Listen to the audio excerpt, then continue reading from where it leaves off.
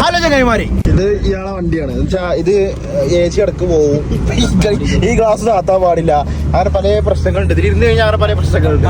അതിനൊക്കെ പറ്റുവാണെങ്കിൽ കയറിയ മതി എന്നാണ് പറഞ്ഞിട്ടുള്ളത്.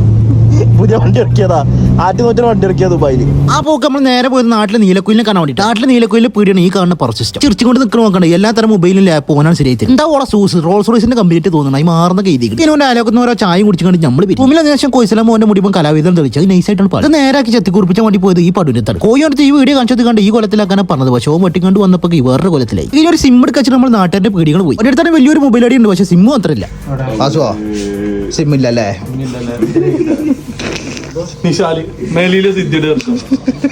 അത് കഴിഞ്ഞൊക്കെ കുളിപ്പിച്ച് കുട്ടപ്പനാക്കി നമ്മൾ നേരെ പോയി ഒരു മന്തി കഴിക്കാൻ.